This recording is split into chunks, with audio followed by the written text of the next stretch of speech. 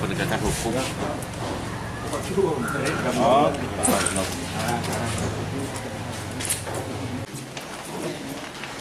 Assalamualaikum warahmatullahi wabarakatuh.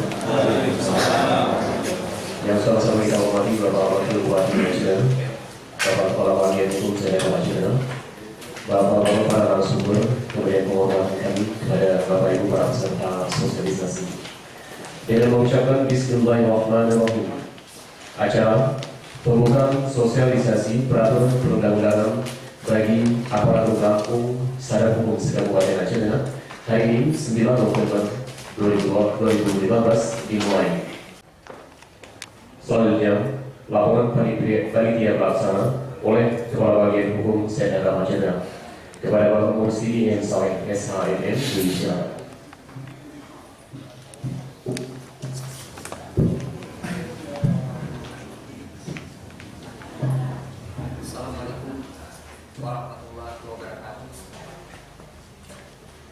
Pak Bupati dan para hadirin yang kami muliakan, atas nama panitia penyelenggara kami mengucapkan selamat datang dan ucapan terima kasih atas kesempatannya mengikuti undangan kami pada hari ini. Bapak Bupati, Wakil Bupati yang kami muliakan dan hadirin yang berbahagia, dalam kesempatan yang berbahagia ini, izinkan kami menyampaikan beberapa hal sehubungan dengan pelaksanaan penyelenggaraan kegiatan ini. Yang pertama, dasar hukum pelaksanaan, yaitu yang pertama Peraturan Kepala Badan Pembinaan Hukum Nasional Kementerian Hukum dan HAM RI nomor PHN 0305/73 tahun 2008 tentang pembentukan dan pembinaan keluarga sadar hukum dan desa sadar hukum. Yang kedua, Keputusan Bupati Aceh Tengah nomor 188-483/Hukum/2015 tentang penetapan kampung sadar hukum dalam Kabupaten Aceh Tengah. Adapun maksud dan tujuan penyelenggaraan kegiatan ini adalah untuk memberikan pembekalan ataupun pemahaman tentang beberapa peraturan perundang-undangan bagi aparatur kampung sadar hukum. Adapun peserta dalam kegiatan ini terdiri dari aparatur kampung sadar hukum, yaitu leader, imam, bantah, kaur, dengan jumlah peserta 240 orang yang dibagi dalam 4 angkatan. Kemudian narasumber dalam kegiatan ini dari Pengadilan Negeri, kemudian dari Kejaksaan Negeri Katemon, dan dari Kepolisian Polres Aceh Tengah, dan dari Bagian Hukum Sedekah Aceh Tengah. Pembiayaan kegiatan ini bersumber dari APBK Aceh Tengah tahun 2015. Demikian yang dapat kami sampaikan. Selanjutnya kami mohon berkenan Bapak Wakil Bupati memberikan sambutan, arahan sekaligus membuka acara ini secara resmi. Billahi taufiq wal hidayah. Assalamualaikum warahmatullahi wabarakatuh. Selanjutnya, sambutan dan arahan Wakil Bupati Aceh yang sekaligus membuka secara resmi pelaksanaan sosialisasi peraturan perundang-undangan bagi aparatur kampung sadar hukum Kabupaten Aceh Tengah. Kepada Bapak Dr. Anas Haji Khairul Asmara, disilakan.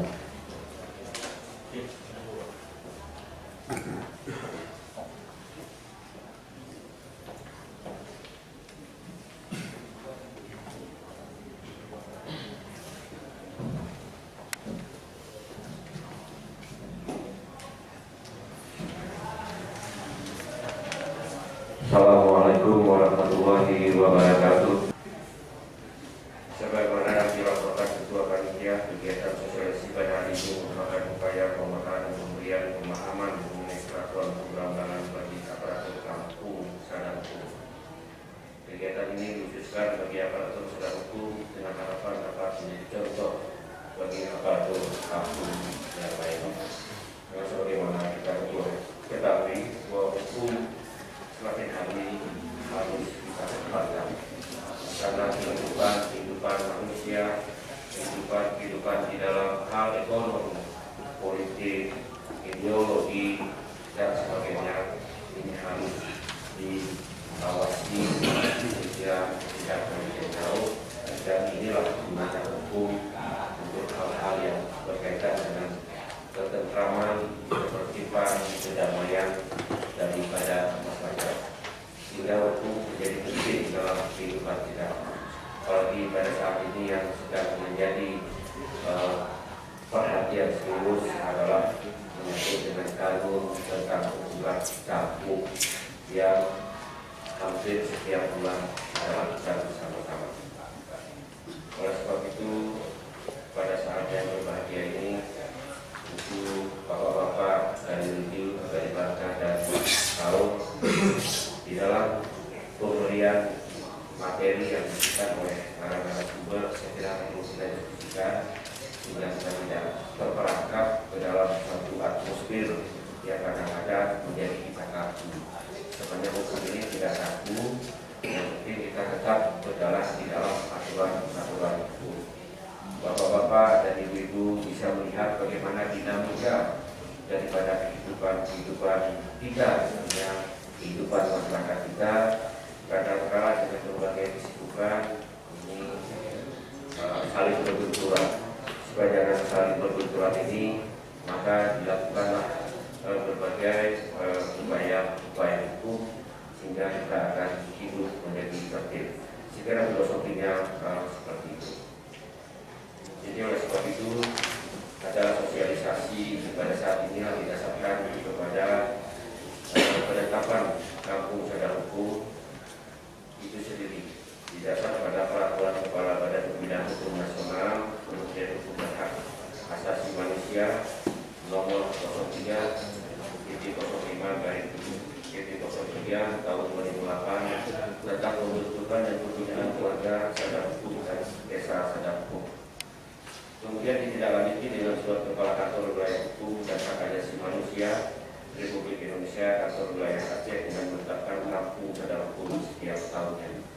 Untuk Kabupaten Tengah sudah 3 periode ditetapkan kampung sadar hukum, yakni pada tahun 2011 dengan SK Bupati nomor 188.4.13/KKM/2011 tentang penetapan kampung sadar hukum dalam Kabupaten Tengah tahun 2011 sebanyak 14 kampung yang menjadi kampung sadar hukum secara sendiri. Jadi bapak-bapak, para banta, para jujur bisa menyadari bahwa dari 359 kampung yang ada di Kabupaten Aceh Tengah ini hanya 14 yang terpilih untuk ditetapkan sebagai kampung sadar hukum.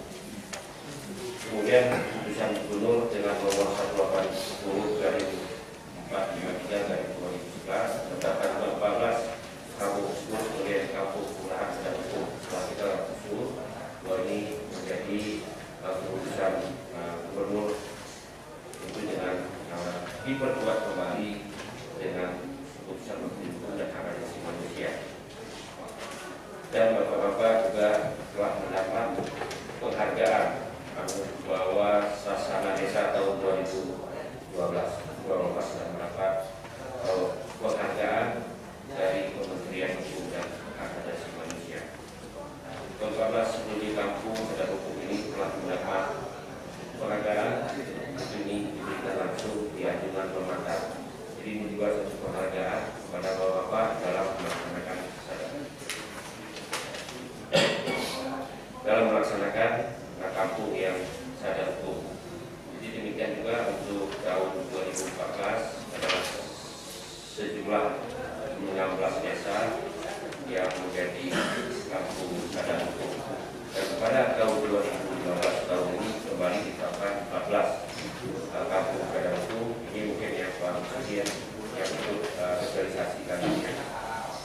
Jadi oleh sebab itu kepada bapak-bapak yang telah memulai penetapan sebagai kampung badan hukum, ini juga perlu lebih serius lagi ke depan di dalam melaksanakan ketentuan hukum. Ketentuan hukum ini saya kira banyak. Kalau kita urut hukum ini mulai dari Undang-Undang 45, ketetapan MPR, keputusan MPR, undang-undang, peraturan pemerintah, keputusan presiden, instruksi presiden, peraturan menteri, keputusan menteri, itu di tingkat di level pemerintah pusat. Kemudian di level pemerintah provinsi ada kanun, ada keputusan gubernur, kemudian ada ketentuan dari gubernur, kemudian juga di level paling rendah yaitu di tingkat kabupaten ada perbu, ada kanun, ada perbu, ada SK, ada bupati, ada surat edaran. Demikian juga di tingkat desa ada kanun desa, ada peraturan kepala desa, kepala kampung, dan sebagainya. Jadi ini semua tataran yang ada ini harus kita lakukan. Yang menjadi input kita adalah keputusan atau ketetapan MPR dan undang-undang. Jadi kita tetap mengacu ke ketentuan yang lebih tinggi. Jadi oleh sebab itu setiap peraturan perundang-undangan yang kita keluarkan itu harus dicek kembali oleh Biro Hukum di provinsi. Kalau nanti kanun provinsi harus dicek lagi di Biro Hukum di Kementerian Dalam Negeri, sehingga tidak saling berbenturan hanya satu ketentuan dengan ketentuan yang lain. Jadi oleh sebab itu sekali lagi berkaitan dengan hukum ini adalah hal yang sangat penting. Jadi oleh sebab itu Peraturan Hukum dan Hak Asasi Manusia Republik Indonesia nomor PH YPHN 0305/73 tahun 2008 itu menunjukkan ada beberapa kriteria yang menjadi ketentuan dikatakan biasa adalah desa saya hukum. Yang pertama ini menjadi prioritas pertama itu bagi kampung yang membayar APBD 90%. Jadi 90% itu berarti dia mentaati Undang-Undang Nomor 29 tahun 2010 tentang pajak dan retribusi daerah. Itu telah diserahkan kepada daerah untuk pengelolaannya. Dulu sebelum uang ini undang-undang ini kita ribut terus di penyusunan anggaran, kita selalu menyalahkan Kementerian Keuangan karena data yang disampaikan kepada Mandi itu berbeda. Seperti si A luas tanahnya 1 hektar, buat di sana 2 hektar. Ada yang rumahnya bagus, tetapi dalam SPT-nya dibuat tidak bagus, sehingga kita tetap berputar di dalam persoalan-persoalan ini. Maka pada waktu kita juga menjadi sekda, kita duduk di Jakarta, kita sampaikan barangkali bisa diberikan kewenangan kepada daerah untuk menetapkan itu. Jadi ini telah dilimpahkan kepada daerah, dan ini juga menjadi pajak daerah. Jadi oleh sebab itu pajak PBB ini adalah menjadi pajak daerah, dan ini menjadi kewajiban kita untuk mengumpulkannya. Kemudian tidak terdapat perkawinan di bawah umur berdasarkan ketentuan dalam Undang-Undang 1 tahun 19 nomor 1 tahun 74 tentang perkawinan. Nah, perkawinan ini juga kadang-kadang kan masih di bawah umur. Nah, karena ini kejadian-kejadian terus ini dianukan. Kami juga sering kadang-kadang dengan Pak Kajari, Pak Firman, dan Pak Kapolres menanyakan itu. Jadi diselesaikan secara adat, disesuaikan secara adat. Kalau nanti ini terjadi di bawah umur, bagaimana kan itu menjadi pertanyaan kita. Jadi oleh sebab itu ini menjadi tugas kita bersama untuk mensosialisasikan bahwa di bawah umur berubah dapat dilakukan. Sehingga kita tidak ingin bahwa para generasi kita ini menjadi generasi yang tidak baik. Itu intinya daripada perkawinan di bawah umur. Kemudian angka kriminalitas rendah, mungkin menyangkut dengan kejahatan, mungkin perkelahian, mungkin pencurian, mungkin pemukulan dan sebagainya. kampung Bapak itu rendah, dan ini tentu menjadi kewajiban kita. Kalau Bapak membaca Undang-Undang Nomor 6 Tahun 2014, boleh disebutkan bahwa kepala kampung itu adalah harus menjamin ketentraman dan ketertiban masyarakat. Ketentraman dan ketertiban masyarakat ini dalam pengertian sangat luas, menjadi tugas pokok pemerintahan kampung, pemerintah daerah. Oleh sebab itu, ini perlu terus dilakukan pembinaan. Kemudian yang keempat adalah rendahnya kasus narkoba. Ini pada bulan Maret yang lalu kami sudah diperintahkan oleh Pak Presiden bahwa Indonesia sudah dikatakan darurat narkoba, maka ini harus bekerja. Kemudian pada bulan 10 yang lalu itu kami sudah mereken karena fakta integritas sebagaimana tidak jadi, semua harus bekerja. Kita juga bekerja semua jajaran. Nanti juga kita setiap kesempatan kita sampaikan kepada Maluku, kepada Pak Camat, kemudian setiap pengajian ini juga ini kita sampaikan bahwa narkoba ini telah merambah sampai ke mana-mana. Oleh sebab itu kita minta ibu pengajian sebagai ibu rumah tangga yang harus betul ekstra ketat untuk melakukan pengawasan seperti itu. Karena perlu juga kami sampaikan kepada Maluku, Bapak, bahwa narkoba ini bukan pemerintah aja lawannya, tapi ini adalah lawannya negara. Jadi banyak orang yang datang ke tempat saya, tamat SMA anaknya itu datang nangis-nangis, kalau bisa dikeluarkan dari tahanan. Saya katakan apa kasus narkoba? Kalau narkoba saya katakan saya mohon maaf, nggak bisa saya pulang, itu nggak berani saya. Tapi kalau mohon maaf Pak memang Pak Kapolres sudah mewakili. Kalau ke lain mungkin ke masih adat, tunggu berdungku, rayu bersahib. Nah, mungkin terjadi ke kubel, burung ngumpul, ular-ular menjadi salah itu mungkin bisa kan makan bersama. Tapi kalau ini saya tidak berani saya katakan. Banyak yang masih kecil, orang tuanya bapaknya nangis, apalagi yang mau saya perbuat, kan tidak bisa. Saya tidak berani itu saya katakan. Jadi yang berkaitan dengan narkoba. Kemudian yang kelima adalah tingginya kesadaran masyarakat terhadap kebersihan dan kelestarian lingkungan. Kebersihan juga menjadi hal yang sangat penting bagi kita karena kita juga ada kandungnya yang menyangkut dengan kebersihan yang positif, terutama di kota-kota, kemudian juga di kampung-kampung. Kebersihan ini menjadi hal yang prioritas. Kemudian kebersihan tidak hanya dari sampah, tapi kebersihan juga lingkungan, dari air-air yang bekas mandi, cuci, itu kemana kita buang sehingga tidak menjadi sarang nyamuk, tidak menjadi persoalan bagi kita. Demikian juga kelestarian lingkungan pada akhir-akhir ini Bapak dan Ibu bisa lihat curah hujannya memang di rata-rata di atas rata-rata. Tetapi dua minggu yang lalu kan kita mulai dari bintang, banjir, habis rumah warga, belum ke situ, terus di Jalan Ishak pada putus jalannya, kemudian ke Langkanangka, rumah tergenang, kemudian di Berawang Baru, masyarakat tidak bisa keluar masuk, kemudian kami dengan Pak Kapolres, Pak Dandim, mohon bantuan ke Wilawangsa, dikasih perahu karet, kita baru bisa akta logistik mereka. Ini semua adalah harus kurangnya penjagaan kita kepada kelestarian lingkungan. Jadi hampir semua titik kita rasakan batu gajah, walaupun berangkat alat kita datang hujan, longsor lagi, kita berangkat ke Teluk Mata. Dan kemarin itu Pak Kapolres dan Pak Dandim sampai jam 3 malam di sana lalu lintas. Jadi inilah yang menjadi persoalan kita. Jadi kelestarian lingkungan juga harus menjadi perhatian kita yang serius. Kemudian di samping itu juga adalah menyangkut dengan ada istiadat yang harus juga tetap kita jaga. Kemudian menyangkut dengan pada saat ini dan juga kelancaran untuk berlalu lintas. Ya Pak Presiden, ini juga menjadi perhatian kita.